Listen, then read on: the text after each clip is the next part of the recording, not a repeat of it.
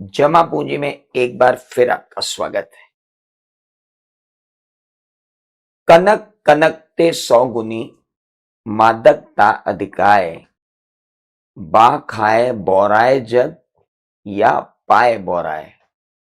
कबीर दास जी सदियों पहले लिख कर गए थे।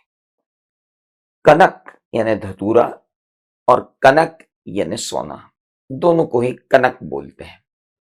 तो एक कनक यानी धतूरा अगर खा ले तो आदमी बौरा जाता है, और एक अगर पा ले तो आदमी बौरा जाता है।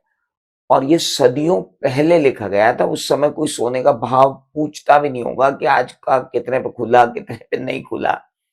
कबीर दास जी उस जमाने में कह गए ये, और ये बात आज भी उतनी ही सच है। पिछले पॉडकास्ट के बाद कितने ही लोगों ने मुझसे कहा, सर जल्दी से बता दो सोना खरीदें कि नहीं खरीदें। सोने के प्रति जो आदमी की दीवानगी है, वो दीवानगी किसी कीमत कम नहीं हो रही है भाई साहब, बिल्कुल कम नहीं हो रही है। सदियों पहले भी ये बात सच थी। और भोपाल के रमेश भाई ने तो स्पेशली मुझे एसएमएस करके ही बोला कि साहब मिडिल क्लास फैमिली है, सोना ले ले नहीं ले ले, 4-5 साल बेटे बेटियों की शादी करनी, क्या करेंगे, सोना कहाँ से लाएंगे। तो चलिए जरा जमीनी हकीकत पे गौर डालते हैं। 24 कैरेट गोल्ड आज की तारीख में 1,55,000 प्रति 10 ग्राम, 22 कैरेट 1,42,000 रुपए प्रति 10 ग्राम। ठीक है। 2010 में क्या हाल थे? 18,500 रुपए प्रति 10 ग्राम। 2015 में क्या हाल थे? 26,300 रुपए प्रति 10 ग्राम। 2020 में क्या हाल थे? 48,650 रुपए पर तोला, 1 तोला 10 ग्राम। 2025 में क्या हाल थे? 1,34,800 रुपए प्रति 10 ग्राम। 2020 में हमने बोला था बस बस बस बस हो गया, अब सोना इससे ऊपर नहीं जाएगा। 2025 में हमने बोला बस बस बस बस, अब सोना इससे ऊपर नहीं जाएगा। 2026 में हम बोल रहे हैं बस बस बस बस, अब सोना इससे ऊपर नहीं जाएगा। पर बाबू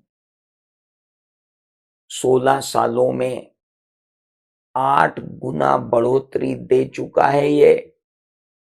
किसी भी फिक्स डिपॉजिट, किसी भी सेविंग अकाउंट, किसी भी चीज से बहुत ज्यादा रिटर्न दे चुका है। हाँ तो वही तो कह रहे हैं, अब खरीदें क्या? 3 बड़ी वजह सोना इतना ऊपर क्यों है। देखिए सोना एक ऐसी चीज है जिसको हर व्यक्ति अपने पास रखना चाहता है, चाहे वो रिजर्व बैंक ऑफ इंडिया जैसे सेंट्रल बैंक्स हो, चाहे आप और मेरे जैसे लोग हों, या हमारे घर की महिलाएं हों। आप और मेरे जैसे लोग मतलब निवेशक, और हमारे घर की महिलाएं जिनको आभूषण चाहिए। चौतरफा मांग है।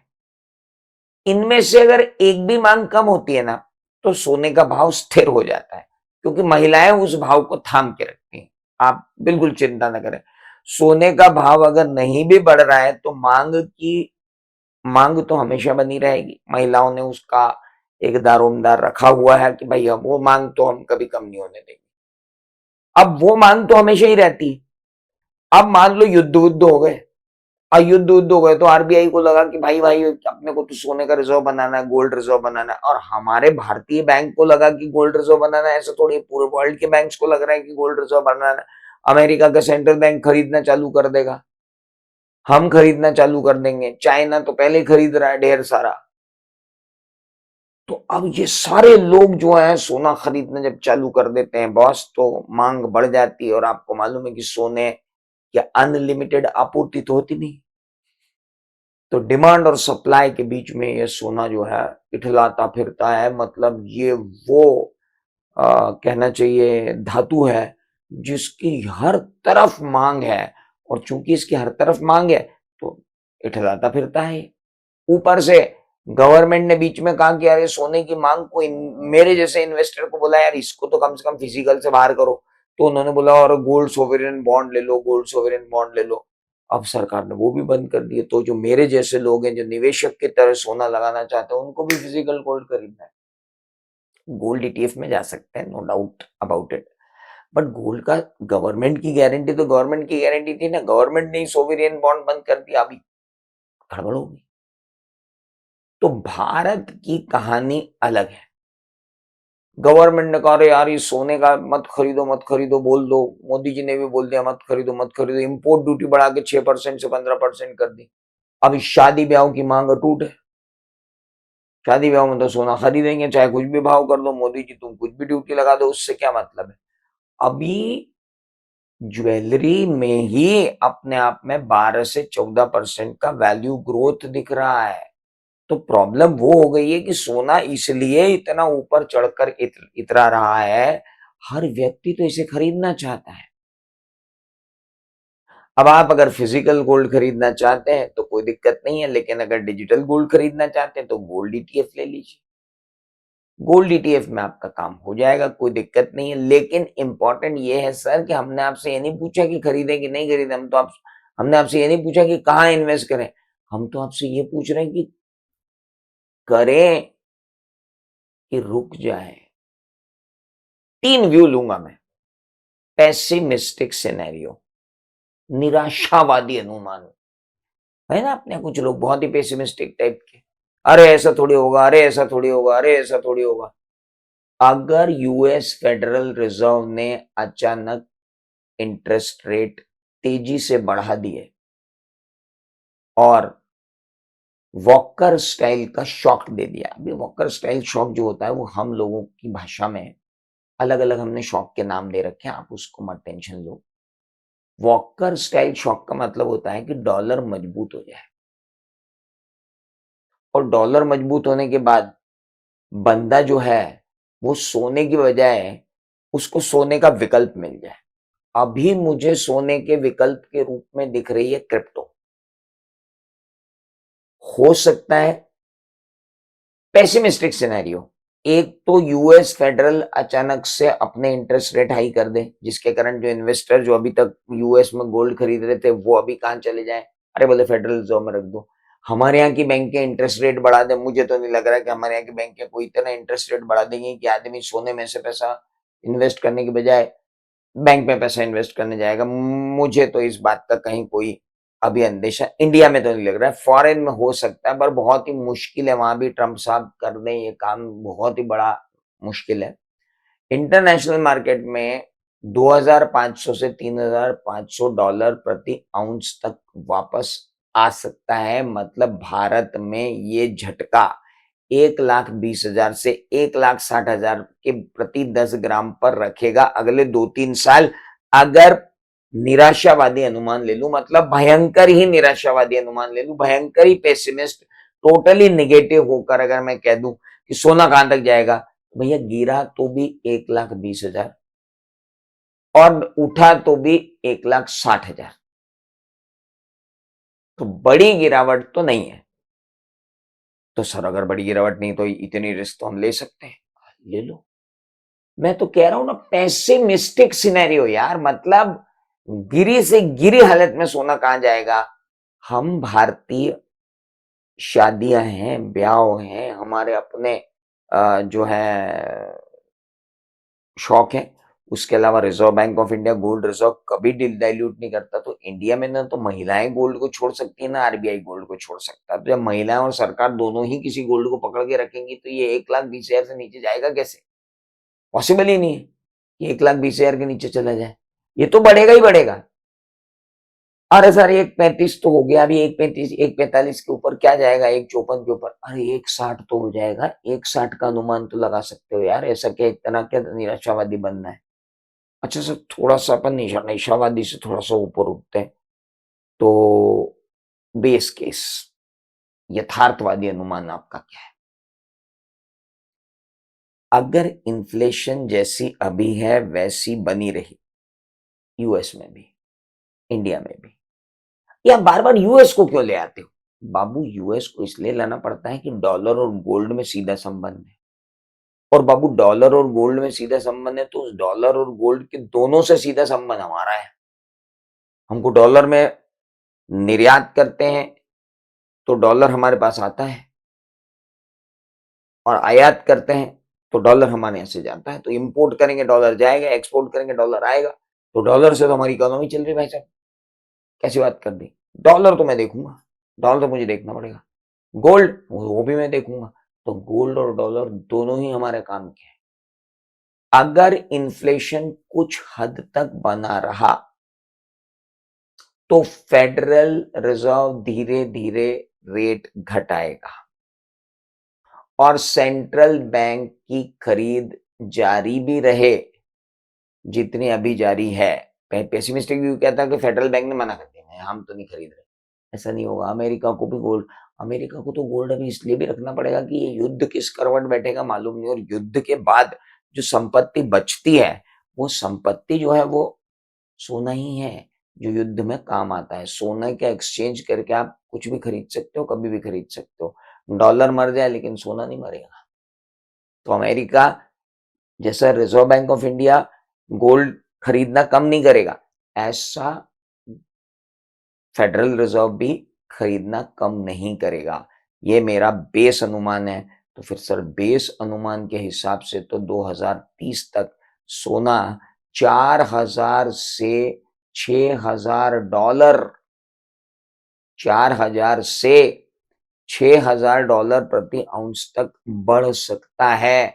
और हमारे यहाँ का मिनिमम से मिनिमम 2030 में 1,68,000 से लेकर के 2,25,000 तक भाव जा सकता है। मैं इस व्यू के साथ जाना चाहूंगा कि 2030 तक हम 1,68,000 से 2,25,000 तक जा सकते हैं। रुपए की चाल, डोमेस्टिक डिमांड को देखते हुए ये सिनेरियो मुझे थोड़ा सा सही लगता है गोल्ड की प्राइस को लेकर। तो मेरे हिसाब से तो गोल्ड में इन्वेस्टमेंट न पहले कभी गलत था ना आज गलत है। मैं तो बिल्कुल आशावादी आदमी तो नहीं बोल रहा हूं, बेस केस तो ले सकता हूं, यथार्थवादी तो हो सकता हूं। यथार्थ के धरातल पर अगर मैं सोने को तोलूं तो सोना 2,25,000 तक जाएगा। क्या इतना रिटर्न आपको कोई और इन्वेस्टमेंट दे पा रहा है? दे पा रहा है तो वहां इन्वेस्ट करो, नहीं दे पा रहा है तो फिर सोना तो है ही। सोना कितना सोना है, सोने जैसा तेरा तन। आई ऑप्टिमिस्टिक सिनेरियो क्या कहता है? अगर डॉलर की ग्लोबल साख कमजोर होती गई, जो होती जा रही है, तो सेंट्रल बैंक और तेजी से गोल्ड खरीदेगा और रिटेल इन्वेस्टर अपने पोर्टफोलियो में गोल्ड को और बढ़ाएंगे। और अगर ऐसा हो गया तो सोना $8,000 से $8,500 प्रति आउंस बढ़ जाएगा। और कुछ कुछ आशावादी लोग तो ये भी कह रहे हैं कि डॉलर 10,000 तक बढ़ सकता है। मतलब अगर कोई रिस्क लेने की पोजीशन में है तो भारत में 2030 तक सोना 3 लाख रुपए प्रति 10 ग्राम तक पहुंच ही सकता है। कुछ आशावादी लोग तो इसको 3.5 तक पहुंचने की बात बता रहे हैं। तो मैं इनकार नहीं करूंगा कि 2,80,000 से 3 लाख तक जा पाएगा, क्या बिल्कुल जा पाएगा, मना नहीं कर सकता मैं। लेकिन दोनों सिनेरियो को अगर मैं अलग भी हटा दूं तो मुझे बेस सिनेरियो में ज्यादा इंटरेस्ट है कि आप सोना बेस लेवल तक भी अगर आप ले गए तो मेरे लिए कोई दिक्कत नहीं। 2,25,000 रुपए हो रहा है 2030 तक, जो आज हम खरीद रहे हैं 1.5 में। ठीक है, कोई नुकसान तो है नहीं। और सोना वैसे भी हम कौन सा बेचने के लिए खरीदते हैं? भारत में सोना तो बेचा ही नहीं जाता भाई साहब। सोना तो सबसे आखिरी वस्तु होती है जो घर की मुसीबत में निकल के बाहर जाती है, अदरवाइज सोना कोई नहीं निकालता। आप ही बता दो आपने कब लास्ट टाइम सोना बेचा? चलो मैं आपसे पूछता हूँ, कमेंट बॉक्स में बताओ आज तो आप कि लास्ट टाइम आपको सोना कब बेचना पड़ा। अरे सोना बेचता ही नहीं आदमी कोई, ऐसी बात करते हो। सबसे बड़ी बात तो सोना खरीदने के बाद कभी आप घर में बोल के देखो कि यार मेरे को गोल्ड बेचना है, बड़ा अपशकुन सा मान लिया जाता है भाई साहब। बड़ा ये मान लिया जाता है कि अरे यार ये क्या है, सोना क्या बेचना है, सोना तो रखेंगे। मकान है, सोना है, सबसे आखिरी में बिकते हैं सर। ये तो म्यूचुअल फंड है जो बेचारे लिक्विडेट हो जाते हैं। हाँ हाँ, अब अगर आपको इन्वेस्टमेंट करना है तो आप मेरी एक सलाह मानो, इस बार आप गोल्ड फिजिकल मत खरीदो, इस बार आप गोल्ड का ईटीएफ ले लो, गोल्ड का डिजिटल रूप ले लो, ताकि क्या बेचने में भी आसान है, 1 मिनट में निकाला और पैसा बाहर। अच्छा, सुनार क्या जाके देना और फिर वो चेक करे और फिर कहां से खरीदा और बिल लाओ। अगर आपको बेचना पड़ेगा, अगर आपको लगता है कि ये पैसा आप सिर्फ इन्वेस्ट कर रहे हो और बेचोगे बाद में जाके, तो फिर आप फिजिकल गोल्ड के बजाय गोल्ड के ईटीएफ ले लो, ज्यादा बेटर है। और आजकल तो क्या होता है, कुछ लोग बड़े, मेरे एक दोस्त हैं, मैं उनको, चार्टर्ड अकाउंटेंट है वो भी, मैं उनको करीब पिछले 15 साल से देख रहा हूँ, वो हर महीने थोड़ा थोड़ा गोल्ड खरीदते हैं। वो तब से 1000 रुपए महीने का गोल्ड खरीद रहे हैं, यानी उन्होंने 1000 रुपए महीने की एसआईपी कर ली गोल्ड की। फिजिकल गोल्ड खरीदते हैं 1000 रुपए, धीरे धीरे उन्होंने बढ़ाया भी, फिर 2000 रुपए महीने का गोल्ड खरीदने लगे, जैसे जैसे आमदनी बढ़ती गई फिर 3000 का खरीदने लग गए। अब आज सोचो आज उनके पास क्या नहीं होगा, जो आदमी हर महीने गोल्ड में इन्वेस्ट कर रहा है। मैं क्यों बोल रहा हूँ आपको कि आप सीधे इन्वेस्ट कर दो ढेर सारा गोल्ड में, हर महीने इन्वेस्ट करो, रुपये एवरेजिंग कॉस्ट में मजा आ जाएगा। कितना इन्वेस्ट करें सोने में, टोटल पोर्टफोलियो का 5 से 15% ही सोने में जाना चाहिए। पूरी बचत एक जगह लगाने की जरूरत नहीं है। महंगाई और अनसर्टनिटी से बचने वाला सुरक्षा कवच अगर कोई है तो वो सोना है।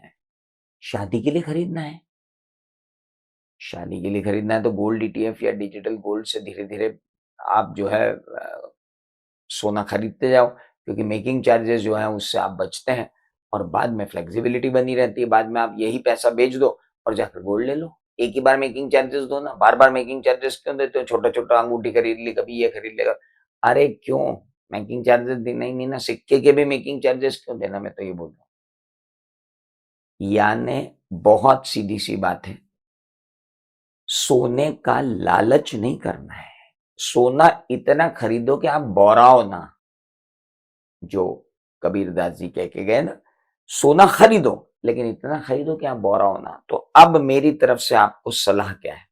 सर मेरी तरफ से आपको सलाह है कि आप गोल्ड एसआईपी चालू करो, यानी हर महीने 1-1 हज़ार रुपए का सोना खरीदना चालू कर दो। 2030 तक आप पाओगे कि मेरी सलाह बहुत ही जबरदस्त काम आई। आपने रिस्क को भी डिवाइड कर दिया और रिटर्न भी पूरा पा लिया, क्योंकि जो भी सोना आज खरीदोगे, कल खरीदोगे, परसों खरीदोगे, नरसों खरीदोगे, वो बिकेगा तो आखिरी दिन ना। वो जिस आखिरी दिन वो बिकेगा उस दिन तो पैसे ही पैसा आपको देके जाएगा। तो मेरी बात समझ में आई या नहीं आई, जरा कमेंट बॉक्स में लिख के समझा दीजिए। और पिछले एपिसोड्स में जो आप प्यार बरसा रहे हो ना सर, मजा आ रहा है मुझे आपके लिए वीडियो बनाने में। बस सब्सक्राइब करते रहिए, देखते रहिए जमा पूंजी। आपका होस्ट और आपका दोस्त सी असीम त्रिवेदी आपसे फिर मिलेगा।